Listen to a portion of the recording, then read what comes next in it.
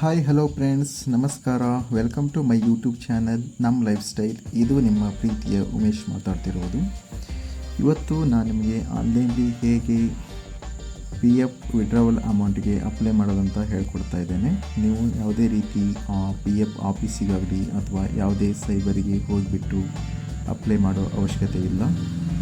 ಈಗ ನೀವು ಮನೆಯಲ್ಲೇ ಕೂತು ವಿತಿನ್ 2 ಮಿನಿಟ್ಸ್ಲಿ PF ಅಮೌಂಟ್ಗೆ ಅಪ್ಲೈ ಮಾಡ್ಕೋಬೋದು. ಅದು ಹೇಗೆ ಅಂತ ನಾನು ತಿಳಿಸ್ಕೊಡ್ತಾ ಇದ್ದೇನೆ ಇವತ್ತು ನಿಮಗೆ.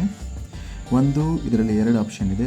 ನೀವು ಗೂಗಲ್ ಕ್ರೋಮಲ್ಲಾದರೂ ಹೋಗಿಬಿಟ್ಟು ಅಪ್ಲೈ ಮಾಡ್ಕೋಬೋದು, ಆರ್ ಉಮಾಂಗ್ ಆ್ಯಪ್ ಅಂತ ಒಂದಿದೆ, ಅದ್ರ ಮೂಲಕ ಅಪ್ಲೈ ಮಾಡ್ಕೋಬೋದು ಫ್ರೆಂಡ್ಸ್. ನಾನಿವತ್ತು ನಿಮಗೆ ಉಮಾಂಗ್ ಆ್ಯಪ್ ಮೂಲಕ ಹೇಗೆ ಅಪ್ಲೈ ಮಾಡೋದಂತ ತಿಳಿಸ್ಕೊಡ್ತಾ ಇದ್ದೇನೆ.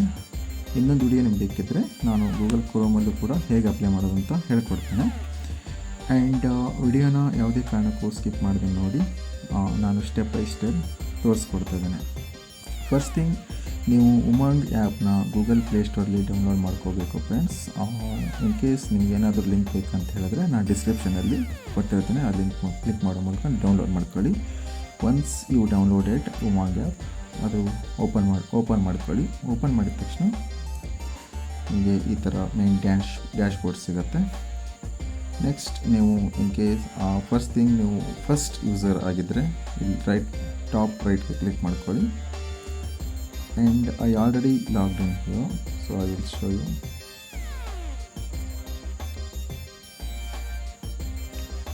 ಓಕೆ, ಟಾಪ್ ರೈಟ್ ಸೈಡಿಗೆ ಬಂದುಬಿಟ್ಟು ಕ್ಲಿಕ್ ಮಾಡ್ಕೊಳ್ಳಿ. ನೆಕ್ಸ್ಟ್ ಗೆಟ್ ಸ್ಟಾರ್ಟೆಡ್ ಮೇಲೆ ಕ್ಲಿಕ್ ಮಾಡಿ. ನೀವು ಏನಾದರೂ ಇದನ್ನು ಫಸ್ಟ್ ಟೈಮ್ ಯೂಸ್ ಮಾಡ್ತಾ ಇದ್ದರೆ ನೀವು ಇದನ್ನು ರಿಜಿಸ್ಟರ್ ಮಾಡಬೇಕಾಗುತ್ತೆ ಉಮಾಂಗ್ ಆ್ಯಪ್ನ. ನೀವು ಆಲ್ರೆಡಿ ಎಕ್ಸಿಸ್ಟಿಂಗ್ ಕಸ್ಟಮರ್ ಆಗಿದ್ದರೆ ನೀವು direct mobile number and enter your MPN ಅಂತ ಕೇಳುತ್ತೆ. ಅವ್ರ MPN ಆಲ್ರೆಡಿ ಕ್ರಿಯೇಟೆಡ್ ಆಗಿರುತ್ತೆ. ಯಾರೆಲ್ಲ ರಿಜಿಸ್ಟರ್ ಮಾಡ್ಕೊಂಡಿರುತ್ತೆ ಅವ್ರಿಗೆ ಗೊತ್ತಿರುತ್ತೆ. ಆರ್ ಒನ್ ಮೋರ್ ಕ್ರೆಡೆನ್ಷಿಯಲ್, ನೀವು ಮೊಬೈಲ್ ನಂಬರ್ ಯೂಸ್ ಮಾಡಿಬಿಟ್ಟು ಲಾಗಿನ್ ವಿತ್ OTP ಮೂಲಕನಾದರೂ ಲಾಗಿನ್ ಆಗ್ಬೋದು. ಸೊ ನಾನು ಮೊಬೈಲ್ ನಂಬರ್ ವಿತ್ MPN ಮೂಲಕ ಆಗ್ತಾಯಿದ್ದೇನೆ ಫ್ರೆಂಡ್ಸ್. ನೆಕ್ಸ್ಟ್ ಲಾಗಿನ್ ಮೇಲೆ ಕ್ಲಿಕ್ ಮಾಡಿ. ಲಾಗಿನ್ ಸಕ್ಸಸ್ಫುಲ್ ಅಂತ ಬರ್ತಾ ಇದೆ, ಅದು ಜಸ್ಟ್ ಓಕೆ ಮಾಡ್ಕೊಳ್ಳಿ. ನೆಕ್ಸ್ಟ್ ಸೆಲೆಕ್ಟ್ ಯುವರ್ ಸ್ಟೇಟ್ ಅಂತ ಬರುತ್ತೆ. If you want you can select, it is not required now. And Umang ಆ್ಯಪಿಗೆ ಹೇಳಬೇಕಂದ್ರೆ ಫ್ರೆಂಡ್ಸ್, ಇದು ಒಂದು central government and state government all services will be here. Like ನಿಮ್ಗೆ ಏನೇ ಬೇಕಿದ್ದರೂ ಕೂಡ ಆಲ್ ಸರ್ವಿಸಸ್ ಸಿಗುತ್ತೆ. ಲೈಕ್ ಹೇಳ್ಬೇಕಂತ ಹೇಳಿ ಏನಾದರೂ ಬರ್ತ್ ಸರ್ಟಿಫಿಕೇಟ್ ಬೇಕಿದ್ದರೆ, ಇನ್ಕಮ್ ಸರ್ಟಿಫಿಕೇಟ್ ಬೇಕಿದ್ದರೆ, and caste certificate, and also for ಸ್ಟೂಡೆಂಟ್ಸ್ಗೆ ಏನಾದರೂ ನೀವು ರಿಜಿಸ್ಟರ್ಡ್ ಇನ್ಸ್ಟಿಟ್ಯೂಷನಿಂದ ಏನಾದರೂ ಸರ್ಟಿಫಿಕೇಟ್ ತೊಗೋಬೇಕಂತ ಹೇಳಿದ್ರೆ ಆ ನಂಬರ್ ಹಾಕಿಬಿಟ್ರೆ ನಿಮ್ಮ ಸರ್ಟಿಫಿಕೇಟ್ ಬರುತ್ತೆ ಫ್ರೆಂಡ್ಸ್. ನಾನು ಇವತ್ತು ನಿಮಗೆ EPFOನ ತೋರಿಸ್ಕೊಡ್ತೀನಿ. ಇಲ್ಲಿ ಮೇಲೆ ಸರ್ಚ್ ಆಪ್ಷನಲ್ಲಿ ಬಂದುಬಿಟ್ಟು EPFO ಅಂತ ಟೈಪ್ ಮಾಡ್ಕೊಳ್ಳಿ. ಸೆಕೆಂಡ್ ಆಪ್ಷನ್ ಇರುತ್ತೆ EPFO ಇನ್ ಡಿಪಾರ್ಟ್ಮೆಂಟ್ಸ್ ಅಂತೇಳಿ, ಅದು ಕ್ಲಿಕ್ ಮಾಡ್ಕೊಳ್ಳಿ. ನೆಕ್ಸ್ಟು ಈ ಡ್ಯಾಶ್ ಬೋರ್ಡ್ ಓಪನ್ ಆಗುತ್ತೆ. EPFOದು ಎಂಪ್ಲಾಯಿ ಪ್ರಾವಿಡೆಂಟ್ ಫಂಡ್ ಆರ್ಗನೈಸೇಷನ್ ಅಂತ ಹೇಳಿ. ಇವಾಗ ನಾನು ಹೇಗೆ ಅಪ್ಲೈ ಮಾಡೋದಂತ ಹೇಳ್ಕೊಡ್ತಾ ಇದ್ದೀನಿ. ಫಸ್ಟ್ ಥಿಂಗ್, ನಿಮಗೆ ನನ್ನ ಅಕೌಂಟಲ್ಲಿ ಎಷ್ಟು ಅಮೌಂಟ್ ಇದೆ ಅಂತ ಗೊತ್ತಿದ್ದರೆ ಡೈರೆಕ್ಟ್ ರೈಸ್ ಕ್ಲೈಮ್ಗೆ ಹೋಗಿ. ಇನ್ ಕೇಸ್ ನಿಮಗೆ ನನ್ನ ಅಕೌಂಟಲ್ಲಿ ಎಷ್ಟು ಬ್ಯಾಲೆನ್ಸ್ ಇದೆ ಅಂತ ಗೊತ್ತಿಲ್ಲ ಅಂತ ಹೇಳಿದ್ರೆ ವ್ಯೂ ಪಾಸ್ಬುಕ್ ಕೊಡಬೇಕು. ವ್ಯೂ ಪಾಸ್ಬುಕ್ ಕ್ಲಿಕ್ ಮಾಡ್ಕೊಳ್ಳಿ. ನೆಕ್ಸ್ಟ್ ಇದು UAN ನಂಬರ್ ಕೇಳುತ್ತೆ, ಯೂನಿವರ್ಸಲ್ ಅಕೌಂಟ್ ನಂಬರ್ ಅಂತ ಹೇಳಿ. ಇದು ಸೆಲೆಕ್ಟ್ ಮಾಡ್ಕೊಳ್ಳಿ, ಸಬ್ಮಿಟ್ ಮಾಡ್ಕೊಳ್ಳಿ. ಅನ್ಸಿಡೆಂಟೆಡ್ UAN ನಂಬರ್. ಆ್ಯಂಡ್ ಇಲ್ಲಿ ನಿಮಗೆ ಎಲ್ಲ ಸರ್ವಿಸಸ್ ತೋರಿಸುತ್ತೆ. ಅಂದರೆ ನೀವು ಪ್ರೀವಿಯಸ್ಲಿ ಯಾವ ಎಂಪ್ಲಾಯರಲ್ಲಿ ಅವ್ರ ಯಾವ್ಯಾವ ಆರ್ಗನೈಸೇಷನಲ್ಲಿ ಯಾವ್ಯಾವ ಕಂಪನಿಲಿ ನೀವು ವರ್ಕ್ ಮಾಡಿದ್ರ ಅಂತೇಳಿ ಅಕೌಂಟ್ ನಂಬರ್ ತೋರಿಸುತ್ತೆ. ಆ್ಯಂಡ್ ಇಲ್ಲಿ ನೀವು ನೋಡ್ಕೋಬೇಕಾಗಿರೋದು ಪ್ರೆಸೆಂಟ್ ಯಾವ ಕಂಪನಿಯಲ್ಲಿ ನಾನು ವರ್ಕ್ ಮಾಡ್ತಾಯಿದ್ದೀನಿ ಅಂತ ಹೇಳ್ಬಿಟ್ಟು ಆ ಕಂಪ್ನಿನ ಸೆಲೆಕ್ಟ್ ಮಾಡ್ಕೊಳ್ಳಿ. ಸೆಲೆಕ್ಟ್ ಮಾಡ್ಕೊಂಡ ತಕ್ಷಣ establishment number, member ID, office name, employer share and pension contribution ಎಲ್ಲ ಇನ್ಫಾರ್ಮೇಷನ್ ಇರುತ್ತೆ. ಎಷ್ಟು ಅಮೌಂಟ್ ಇದೆ ಏನು ಅಂತ ಹೇಳ್ಬಿಟ್ಟು. ಆಮೇಲೆ ನೆಕ್ಸ್ಟ್ ಬಂದರೆ ನೀವು ಯಾವ ಮಂತಲ್ಲಿ ಎಷ್ಟು ಅಮೌಂಟ್ ಕ್ರೆಡಿಟ್ ಆಗಿದೆ ಅಂತ ಬರುತ್ತೆ ಫ್ರೆಂಡ್ಸ್. ಇಲ್ಲಿ ನೋಡ್ಕೋಬೋದು ನೀವು employer share and pension contribution, ಎಷ್ಟು ಪೆನ್ಷನ್ ಇದೆ ಅಂತ ಹೇಳ್ಬಿಟ್ಟು ನಿಮಗೆ ಇಲ್ಲೊಂದು ಐಡಿಯಾ ಸಿಗುತ್ತೆ. If you want you can download in the bottom. Okay, data ಇವಾಗ ನಿಮಗೆ ಗೊತ್ತಾಗ್ತದೆ. ಆ್ಯಂಡ್ ಒನ್ ಮೋರ್ ಥಿಂಗ್, ಇನ್ನು ಉಮಾಂಗ್ ಆ್ಯಪಲ್ಲಿ ನೀವು ಕರೆಂಟ್ ಎಂಪ್ಲಾಯರ್ದು ಮಾತ್ರ ನೀವು ಅಪ್ಲೈ ಮಾಡೋಕ್ಕೆ ಸಾಧ್ಯ ಫ್ರೆಂಡ್ಸ್. ಅಂದರೆ ಪ್ರೀವಿಯಸ್, ಫಾರ್ ಎಕ್ಸಾಂಪಲ್ ನೀವು ಹಿಂದಿನ ಕಂಪ್ನಿ ಬಿಟ್ಟು ಕರೆಂಟ್ ವರ್ಕ್ ಮಾಡ್ತಾ ಇರ್ತೀರ, ಆ ಅಮೌಂಟು ಸ್ಟಿಲ್ ನಾಟ್ ಟ್ರಾನ್ಸ್ಫರ್ ಆಗದೇ ಇದ್ದರೆ ನೀವು ಟ್ರಾನ್ಸ್ಫರ್ ಮಾಡ್ಕೋಬೇಕಾಗುತ್ತೆ manually, or sometimes it will transferred automatically, or sometimes HR transfer ಮಾಡಿರ್ತಾರೆ ನಿಮಗೆ. ಇನ್ ಕೇಸ್ ಆ ಪ್ರಾಸೆಸ್ ಗೊತ್ತಾಗಿಲ್ಲ ಅಥವಾ ಟ್ರಾನ್ಸ್ಫರ್ ಯಾರಿಗೆ ಆಗಿಲ್ಲ, ಬೇಕಿದ್ರೆ ನಾನು ಇನ್ನೊಂದು ವೀಡಿಯೋನ ತಗೊಂಡು ಬರ್ತೀನಿ ಫ್ರೆಂಡ್ಸ್, ಹೇಗೆ ನಾವು ಟ್ರಾನ್ಸ್ಫರ್ ಮಾಡ್ಕೋಬೋದು previous employer to current employer ಅಂತೇಳಿ. ಇವಾಗ ಪಾಸ್ಬುಕ್ಕಲ್ಲಿ ಎಷ್ಟು ಅಮೌಂಟ್ ಇದೆ ಅಂತ ಗೊತ್ತಾಯಿತು. ನೆಕ್ಸ್ಟು ಇಲ್ಲಿ ಥರ್ಡ್ ಆಪ್ಷನ್ಗೆ ಬನ್ನಿ, ರೈಸ್ ಕ್ಲೈಮ್ ಅಂತ ಇದೆ, ಕ್ಲಿಕ್ ಮಾಡ್ಕೊಳ್ಳಿ. ಇದು ನಾವು ಅಪ್ಲೈ ಮಾಡ್ತಾ ಇದ್ದೀವಿ ಫ್ರೆಂಡ್ಸ್. ಇಲ್ಲಿ ಮೆಂಬರ್ ಡೀಟೇಲ್ಸ್ ಅಂತ ಬರುತ್ತೆ, UN ನಂಬರ್, ಯಾರು UN ನಂಬರ್ ಎಂಟರ್ ಮಾಡಿರ್ತಾರೋ ಆ ಮೆಂಬರ್ ಡೀಟೇಲ್ಸ್ ಬರುತ್ತೆ ಫ್ರೆಂಡ್ಸ್ ಇಲ್ಲಿ.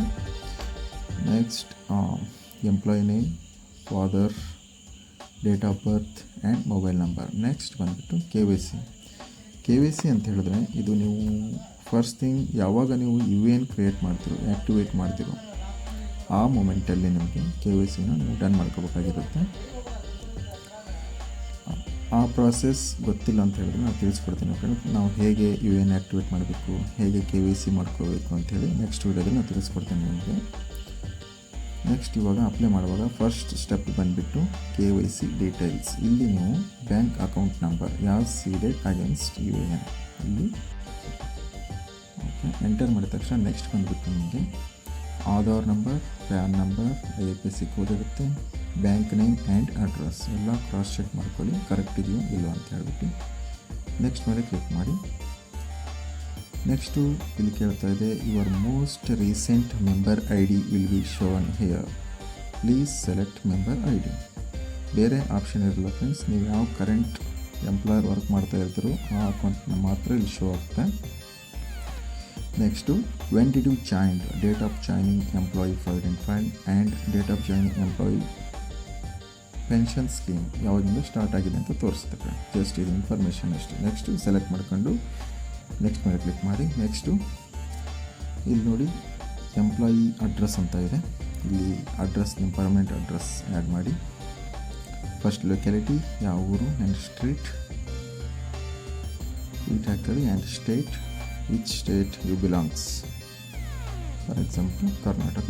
ಆ್ಯಂಡ್ ಡಿಸ್ಟ್ರಿಕ್ಟ್ ಸೆಲೆಕ್ಟ್ ಮಾಡ್ಕೊಳ್ಳಿ, ಯಾವ ಡಿಸ್ಟ್ರಿಕ್ಟ್ ಅಂತ ಹೇಳ್ಬಿಟ್ಟು. ನೆಕ್ಸ್ಟ್ ಸಿಟಿ,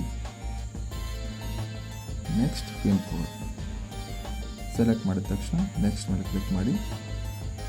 ಇವಾಗ ನಾವು ಫೈನಲ್ ಸ್ಟೆಪ್ಗೆ ಬಂದಿದ್ದೇವೆ ಫ್ರೆಂಡ್ಸ್. ಇಲ್ಲಿ ಕೇಳ್ತಾ ಇದೆ form 31 PF part withdrawal from the member interface directly, or I want to apply for which like claim form. If you enter here, select form 31 ಮಾತ್ರ ಕೇಳ್ತಾ ಇದೆ ಫ್ರೆಂಡ್ಸ್. ಇದರಲ್ಲಿ 3 ಟೈಪು ಫಾರ್ಮ್ಸ್ ಇರುತ್ತೆ ಫ್ರೆಂಡ್ಸ್. ಫಸ್ಟ್ ಒನ್ ಬಂದ್ಬಿಟ್ಟು form 10C and form 1919 or form 31 31.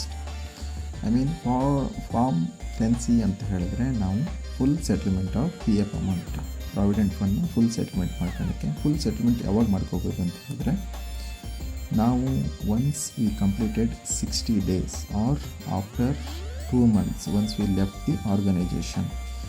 ನಾವು ಒಂದ್ಸರಿ company ಬಿಟ್ಟು ನಾವು ಕೆಲಸದಿಂದ ಬಿಟ್ಟ ಮೇಲೆ 60 days ಕಂಪ್ಲೀಟ್ ಆಗಲೇಬೇಕು, ನಾವು ಫುಲ್ ಸೆಟಲ್ಮೆಂಟ್ ಮಾಡ್ಕೋಬೇಕಂತ ಹೇಳಿ PF ಅಮೌಂಟಿಂದ.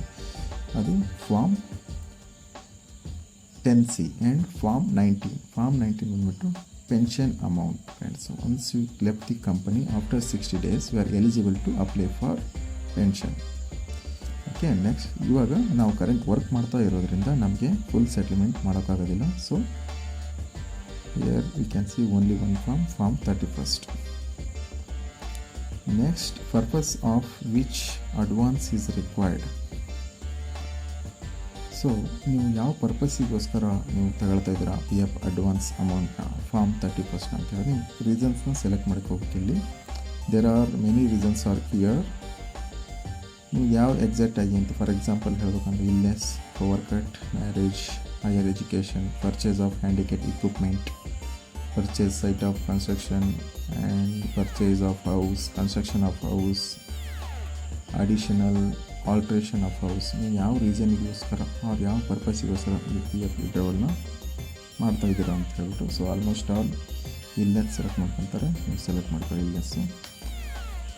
ಆ್ಯಂಡ್ ಟೋಟಲ್ ಅಮೌಂಟ್ ಬಂದುಬಿಟ್ಟು ಫ್ರೆಂಡ್ಸ್, ನಿಮಗೆ ಎಷ್ಟು ಅಮೌಂಟು ರಿಕ್ವೈರ್ಡ್ ಇದೆ ಅಂತ ಹೇಳಿಬಿಟ್ಟು. ಫಾರ್ ಎಕ್ಸಾಂಪಲ್ ನಿಮ್ಮ ಪಾಸ್ಬುಕ್ಕಲ್ಲಿ ಒಂದು 50,000 ಇದ್ದರೆ ನಿಮಗೆ ಓನ್ಲಿ 30,000 ರಿಕ್ವೈರ್ಡ್ ಇದೆ, 30,000 ಅಪ್ಲೈ ಮಾಡ್ಕೊಳ್ಳಿ. ಇಲ್ಲ ಫುಲ್ ಅಮೌಂಟ್ ಬೇಕಂತ ಹೇಳಿದ್ರೆ ಫುಲ್ ಅಮೌಂಟ್ ಟೈಪ್ ಮಾಡಿ. ಬಟ್ ನಿಮಗೆ ಬರೋದು only 75% of your total amount.